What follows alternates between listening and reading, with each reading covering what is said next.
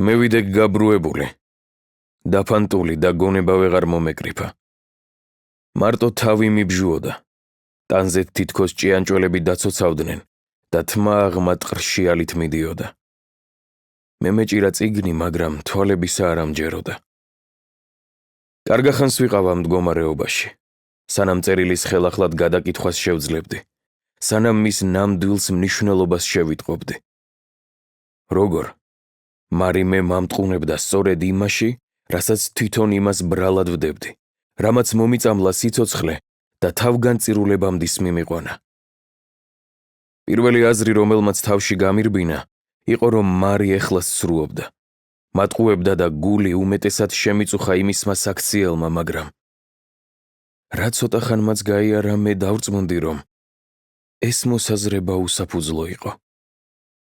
მარი მე აღარ ამხედავდა. თელმა თვეებმა გაიარა, რაც ჩვენ ერთმანეთს დაშორებული ვიყავით.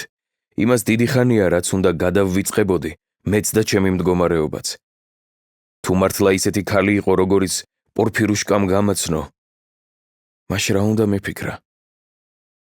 არა, მარი არ ასტყუოდა. მარი მართალს ამწერდა. ის მართალი იყო, გადაწყვიტა გულმა, მაგრამ გონება მაინც ბოროტად ჩამძახო და ის წიგნი, რომელიც პორფირუშკამ გაჩვენა, რაღა იყო. იქნება პორფირუშკამ შესთხზა, იმან მოიგონა, მაგრამ მაშინვე დავწმუნდი, რომ პორფირუშკას სულელი ამას ვერ მოახერხებდა.